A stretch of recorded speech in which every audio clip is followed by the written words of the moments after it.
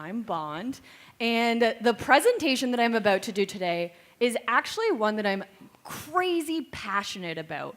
We're known for the Facebook advertising strategies that we put together for clients, but this is my passion. So I'm just gonna get all sorts of like ranty McRanterson up on this stage and share with you a lot of ideas that you can take home and start actioning right away. But the beauty of this being my passion is that it actually works quite well to build on the Facebook advertising strategies that we talked about yesterday. Because the goal is still to have you stop guessing with Facebook and start getting results along the way. So in this quick presentation, we only have 30 minutes to go through it, but I'm gonna show you how small Facebook pages and Instagram business profiles can compete with people that are exponentially larger than them. So here's an example from my own page, which at the time was just a small 3,000 person page. Heck, it's only doubled since then. We're still only 6,000 people that like that Facebook page, but I wanna call attention to this middle line here. I'm comparing John Loomer Digital, who is also a Facebook ads trainer, who has an audience size that's 50 times larger than mine. But if you look at this last column here, the engagement column, we are consistently matching his weekly engagement with our small but mighty Facebook page. So after having a lot of conversations with people in this room about your business, about your brand, how a lot of people are a one-person social media or marketing team, or your teams are quite small, so everyone's doing everything, I'm gonna show you how social media and the typical way of measuring impressions on social media efforts can actually be married with your Facebook advertising to drive down those costs along the way, so that it costs less to do your Facebook advertising, and your social team and your paid media team are going to be rowing in the same direction. It's possible not only to be competing with pages 50 times your size, but to be competing with pages 100 times your size. So in this example here, my page, the screenshot was when my page was 3.4 thousand people that liked it, competing with the exact same number of posts here, 10, with Social Media Examiner with 500,000 followers. On a weekly basis, we were getting the same engagement. The beauty with this last column is that from yesterday's presentation, everyone that engages with your Facebook page or your Instagram business profile, remember the middle of the stage here, that lead generation? These people are retargetable, which means as soon as they interact with our page, we can put our paid media in front of them and move them towards becoming customers along the way. So it doesn't matter if you have a small, little, mighty page, or if you have 500,000 followers or millions. These strategies that we're gonna be talking about today can apply to you and your business. And it's a conversation that you can have with the social team so that they're not just measuring impressions or customer service, they're actually helping the marketing and sales teams hit those ROI objectives along the way. So in our time together, we're gonna cover 4 quick things. 1, I'm gonna dispel some myths about the Facebook algorithm. 2, we're gonna talk about the cost of Facebook advertising and how this does drastically decrease that. 3rd, we're going to link it back to yesterday's presentation so you can see the big picture. And then I'm gonna give you the results formula. So these are the things that you can go back and implement right away. So I'm gonna come out and say it. Facebook reach is not dead. How many times have you heard that it's dead and that it's only pay to play? Arms up, right? You've heard that one a lot. Let's dispel that myth right here, right now, because there's actually so much opportunity for marketers for your organic engagement at this time. So back in January, when the Facebook apocalypse update happened, when the announcement was made that the news feed was changing, fun fact, it didn't happen in January. It was actually rolled out last year in July and communicated to Facebook users then. So people in January who then thought that reach was dead saw their reach die. But what I want to do right now is go a little bit deeper into that announcement because there's a bunch of hidden clues as to what advertisers and marketers should be doing to have success. So, in the newsfeed update, Facebook says that they want to connect people to meaningful, not marketing, not business, meaningful posts from their friends and family in newsfeed. Okay, friends and family. They didn't say business there, but let's go a little bit deeper. They use signals, and we'll get to what those signals are, like how many people react to, how many people are commenting on posts, how many people are sharing, clicking through, messaging your page. All of those are signals that they're sending back to their algorithm to decide your ranking in the newsfeed. So if you post crappy content, you're not going to get engagement. Therefore, it's going to send it back to the algorithm saying, hey, this isn't worth showing to more people because it's not keeping people on our platform as we go. They're going to prioritize posts, and this is the key, that spark conversation. Okay, remember that, and if you are taking notes, you can write this one down. Spark conversation and meaningful interactions between people, between your page, between your audience, and it's going to be on Instagram as well. These are posts that inspire back and forth discussion in the comments. So it's not you being spammy McMarketerson, like just talking about all your products and services all the time. It's about creating community, conversation, and connection on your page and empowering your audience to have conversations, not just with you, the brand, but with one another. I'm going to leave you with a ninja tip that is going to show you how you put that into action, and you can actually 10x the engagement of any post just by implementing that one tip. Let's go a little bit further. Here is where they're talking about page posts, business page posts that generate conversation between people will show higher in the newsfeed. They're telling you that's the success. Like, that's the way to success. Just inspire and generate conversation, and your reach is not dead. Lastly, the impact is going to vary from page to page, just like our results at any given time, driven by factors including the type of content you produce and how your audience interacts with it. Let's get a little bit more specific with that because this is going to impact the results that you have. So like, are people engaging? How do we send these signals back to Facebook? Let's chat about that. I always like to throw up this reminder, mathematical reminder of what an algorithm is. And Facebook doesn't hate businesses. They actually love them because we give them all of our ad money. That's their revenue model. So they do want to see us succeed because when we succeed on their platform, we give them more of our advertising dollars. So don't believe the fallacy that reach and engagement is dead on Facebook. It just takes studying the people who are getting success, right? Like, there's a lot of people reporting and a lot of industry publications reporting that reach is dead. But sure, that might be the average. In this room, if you're here right now, you don't want to be average. You want to find out the people who are getting the most amount of success and study what they're doing. But don't worry, I've already done that, so we're going to look on it on the slides.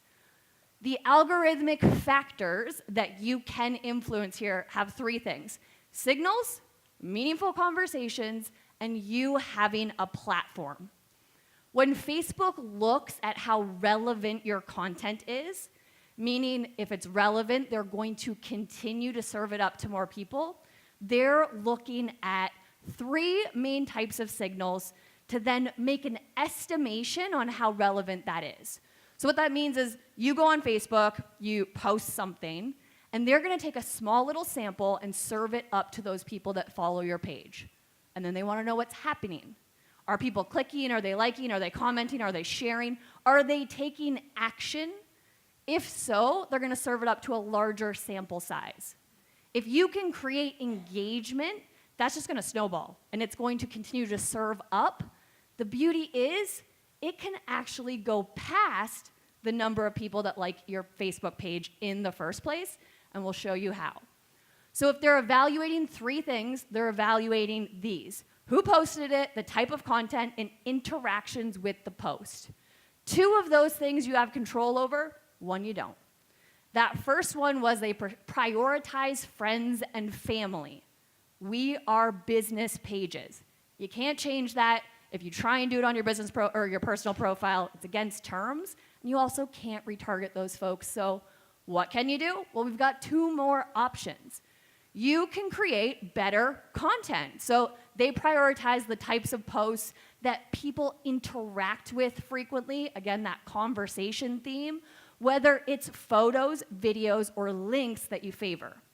I'll show you how to grab those links. They also prioritize that conversation, interactions with the post. So I'm giving everyone here like a big giant X. If you post stuff on the Facebook page and it's crickets, it's time to analyze why and change that. Because if you create interactions, if you create community, you are creating platform with your Facebook page, and therefore everything you post in the future is going to get better results. It's automatically going to get more reach because you're training your audience, you're training the people that follow you to show up and engage with you along the way. Here's a real life example of what this looks like to analyze your content, to see what's happening and see what's going really well. If you look at the dates here, it starts back in 2016 to 2017. This was right before we started analyzing and really focusing on seeing what our audience likes. If you're in your Facebook page on the back end, all you do to access this is go click Insights, and then when you get to Insights, it's going to show you all the posts that the Facebook page has ever made. Then in this top little right-hand corner, there's a little drop down, and you just choose engagement rate. So engagement rate is just the number of likes, comments, shares, clicks that any given post has, divided by its total impressions here. So like this 2% one, 2 out of every 100 people that saw this post engaged. That's not really good. Remember yesterday when we were talking about sales retargeting? Like if 100 people come to your sales page and only 2 convert, that's cool, but let's make it 6. Let's make it 8. Let's try and grow those things. So the same is for your Facebook page engagement. Now, a year later, after focusing heavily on understanding what our audience wants and encouraging them to participate in that conversation, it's an anomaly if we hit less than double-digit engagement on the Facebook page. So in some cases, that's 5x. In other cases, that's 10x, the 2% example from before. And this is only a year apart. If you actually look at it, which I find funny, is the week the Facebook update about the algorithm changes happened, right? It's the start of January. Everyone was going crazy about it, and I'm like, wait, what? What do you mean it's dead? Now, I have a small page, and we're reaching 50 to 75% of the people at any given post without ad spend. But drawing your attention to this little yellow spot here, all of these engagement rates, when people interact with our content, this is clues that it will make really good content for your strategy system. So over here in the connect phase, what are people engaging with, right? Are they liking, are they commenting, are they clicking, are they reacting, are they sharing? Hey, that's an indicator that maybe we amplify this to cold audiences so that they can come into our warm custom audiences so that we can retarget them into our sales process. Oh, but maybe we put a lead gen post up there and it just went bananas. We were getting really good earnings per click right off that social post. Ding, ding, ding. Like that is something you amplify as a Facebook ad.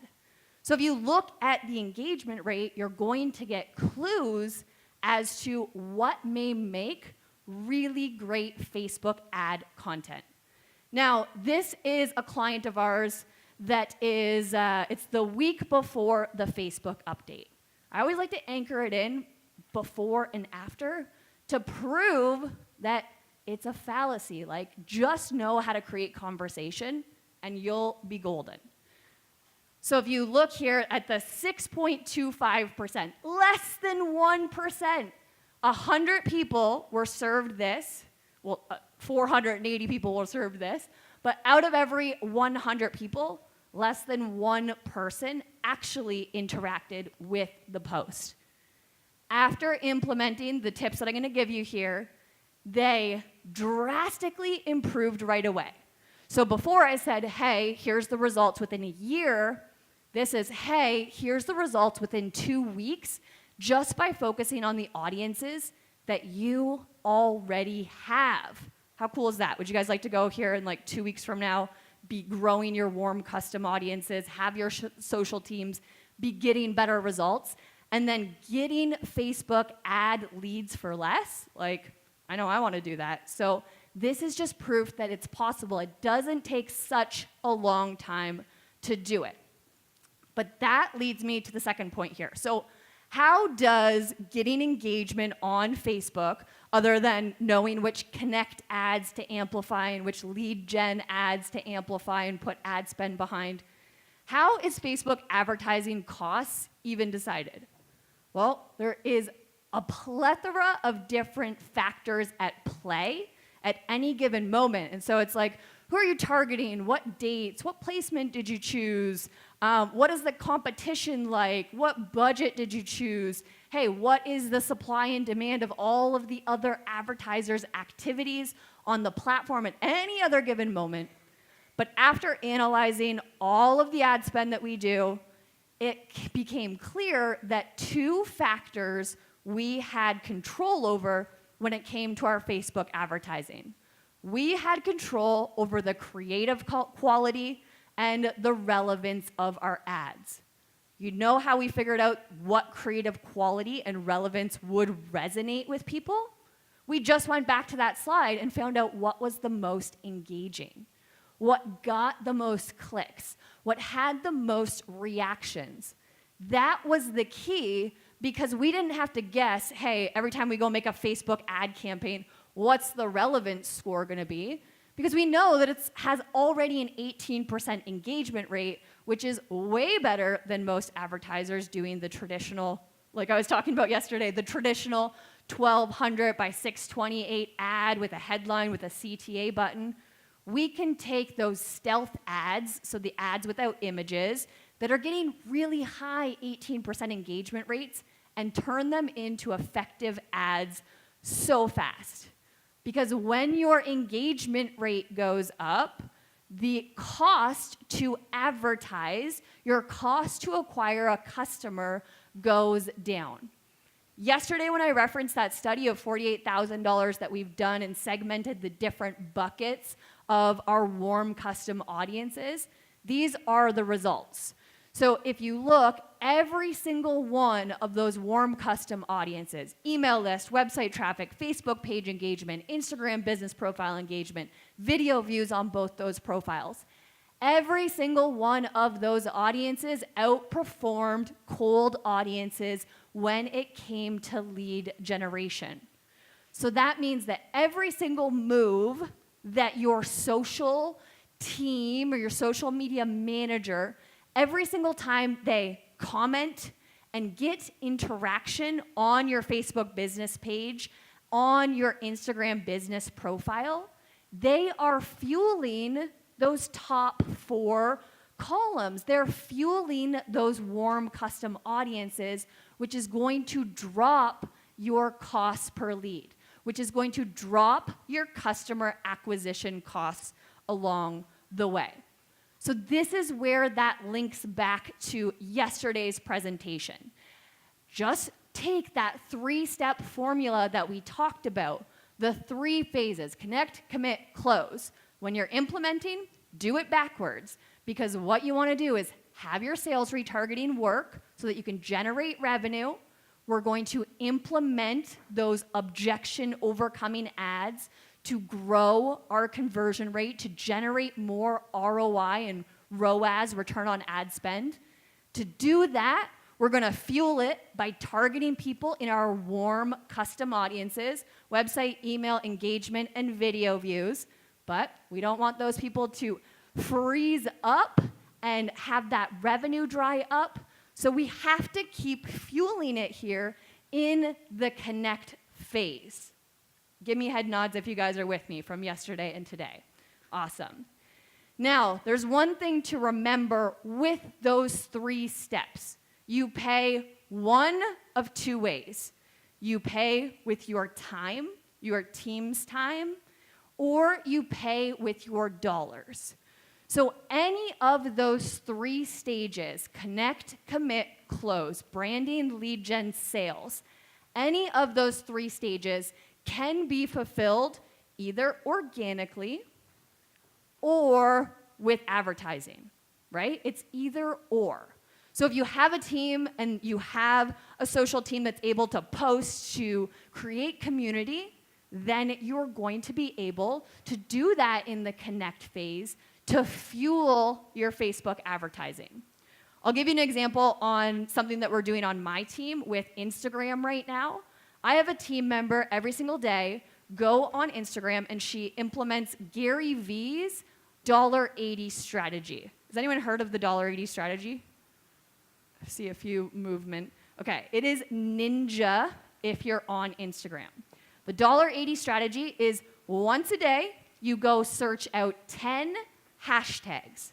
Search out 10 hashtags in like the Discover tab. You look for 9 posts, typically the top 9 posts. If you've been doing this for a while, you might need to scroll down. And you find quality content from your ideal target market. Then leave your 2 cents. That's it. Leave your 2 cents with meaningful conversation on Instagram. Hey, Facebook's algorithm loves that. 2 cents times 10 hashtags times 9 posts is $1.80. So we have a team member that does that. They go through each day and they interact with our ideal target customer. And then, because I love to interact with my community, I love to leave my unique brand voice, I'm the one that leaves the 2 cents day in and day out, but I don't have time to go through Instagram and just like filter through all of that. So we have an amazing team member that does, but when she sees a post that is worth Bond leaving her 2 cents on, in Instagram on the picture, on the bottom, for you guys, the bottom right-hand corner of the picture, there's this little flag thing. It's a little flag icon. If you tap that flag icon, it adds it to your collections, okay?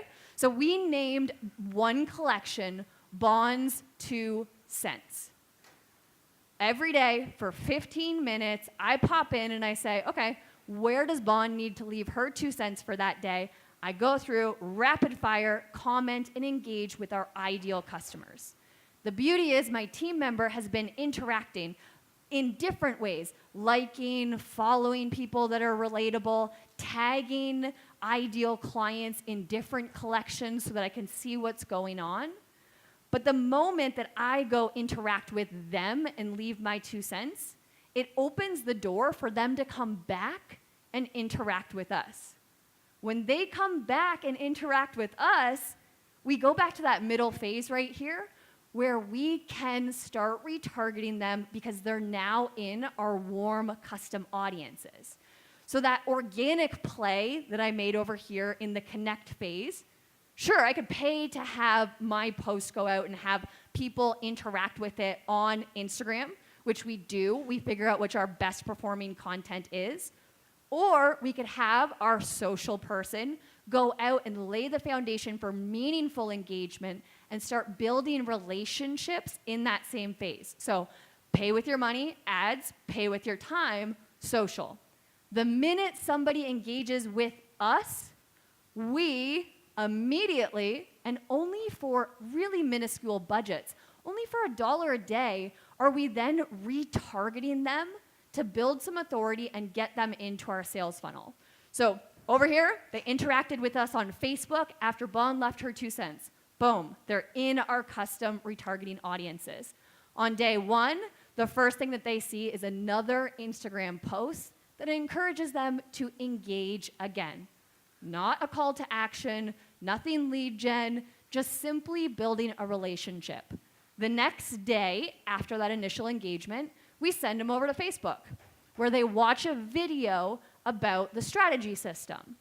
If they like that video, we actually invite them to like our Facebook page as well.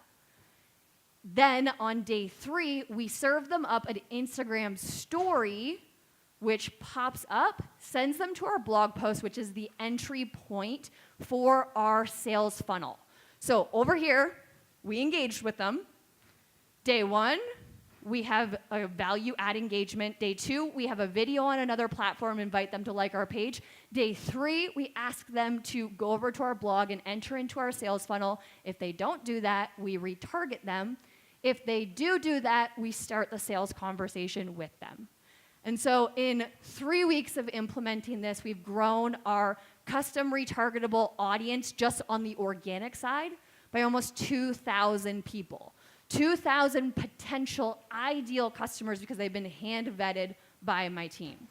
Now that that's in place, now that we went through that process, we're able to amplify it along the way. So I just want to leave you with a few tips on how to go out there and create that engagement yourself, how to start implementing this in your business so that your organic team is no longer reporting on impressions. They're reporting on how they're growing your warm, retargetable custom audiences. So if you look at this, the top one here, remember that small Facebook page of mine? If you look at the top, our video views retargeting audience is 66,000 people for a Facebook page of less than 10,000. And our engagement at the bottom here, which has since grown, is 4 times to 5 times the size of just our page followers at any given moment. So now, instead of just your social media managers reporting on reach and impressions and engagement just from the Facebook side, have them buy in and help you grow these retargetable audiences, because when you do, it's going to lower your Facebook advertising costs along the way. So going back to the update, just read between the lines so that you can get the best engagement and success for your businesses. And here's one more thing I want to point out, which is going to lead me to some quick tips, is that live videos, and that doesn't have to be you live with your face on video. It could be showing or demonstrating a product being made. It could be slides with a voiceover. It could be interviews. Live video can be a multitude of things, but on average, they get 6 times as many interactions as regular video. That is a cue right there that that's a great idea. Here's me on my page. I'm always wearing a toque because I'm in Canada and it's cold AF up there. But this small page, remember, small, I want you to look at the engagement that we can get even with small pages. The peak live viewers was over 100 people at this time, and the post engagement, we have over 1,000 comments on 1 hour-long Facebook Live, updating people on things in our industry. So ask yourself, where can our brand be doing Facebook Live in a way that engages our audience? Because it is on fire when you do lives, when you engage them, and here's how you can create that engagement. So here's how you can get 4 times the amount of page followers that you have in views. Here's how you can get a ton of interactions and shares. And it's super simple. These 4 little tips are so simple that you're going to be like, oh yeah, why didn't I think of that? Or why aren't we doing that? I already know this. So it's just an emoji explosion is what I like to call it. So just ask your live viewers to agree with you in emoji format. Do you agree with this? Yes. Does this enrage you? Give me an angry reaction. The next one is to ask your audience engagement questions. So while you're live or even just in a regular post, ask your audience questions and allow them to be the experts. Allow them to showcase their knowledge and contribute to the conversation. These last two tips is all about expanding your viewership. So inviting people onto your platform who may also have a platform themselves, because then they can share it out to their audience, and you will benefit from that along the way. The way that you do is through syndication. Now, who here in the room remembers Casey Kasem's American Top 40? Yeah, like me too. This Ryan Seacrest nonsense, like what's that? But he used to, or they both do, they do a really great job of syndication. So in one studio, they're recording their broadcast, and then they're syndicating it out to all these other stations. With our content, especially Facebook Lives, we can do this as well. So here on my Facebook page, I'm going to start a live broadcast. But hey, I also have a personal page. Hey, my team also has personal pages. There might be a Facebook group that we participate in. I could have a guest on the show, and they also have a business page, a personal page, and a Facebook group. So instead of just having one video with one entry point for only my followers, we now have multiple opportunities for people to see your content. And remember, live video is retargetable for anyone on anyone's newsfeed of anyone who shares if they see the video for at least 3 seconds. So syndication is a way to rapidly grow your warm custom audiences for less. The last thing that I want to say around this is what I like to call engagement looping. This story here is a bunch of my mastermind colleagues where we all get together and chat about business strategies and ideas. I jokingly have a Facebook Live show called Breakfast Wine with Bond. So I started a Facebook page, and right before we went live here, the Facebook page had 50 likes. 50 likes on this page. I want to draw your attention to the bottom here because on this broadcast, we had 11,000 views on a page that had 50 likes. And the reason was because we did that syndication, and then we did engagement looping. So at any given time, remember I said you can 10x your results with Facebook ads? The way that you can do that is you can actually just go, and as people are interacting, as people are leaving comments, engagement loop them. So when somebody leaves a comment, that's one signal to the Facebook algorithm that your content is relevant, right? That you should continue serving it. Well, I don't want you to stop there. Don't be like those other pages who don't ever respond to their comments. With the comment, leave a reaction to that comment. Now that's signaling twice to the algorithm that it's relevant. And then I like to do three more responses after that. I leave a statement to their comment. How did their comment make me think differently? I thank them. That's a third time. Then I leave an emoji, because my brand's all about emojis. So that's a fourth time. And I leave an open-ended question back to them. The beauty is, sometimes people come back and they react to the statement, the emoji, and the question. Oh my gosh, that's 8 interactions off of one comment. If we're lucky, they'll converse with us and leave a comment back, which is 9, and then I react to their comment.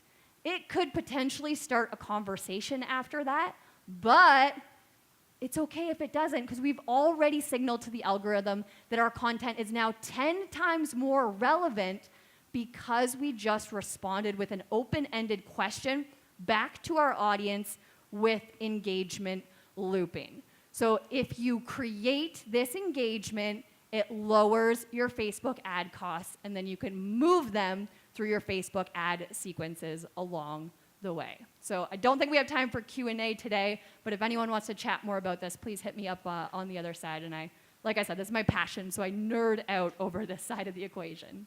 Thank you. All right, thank you very much.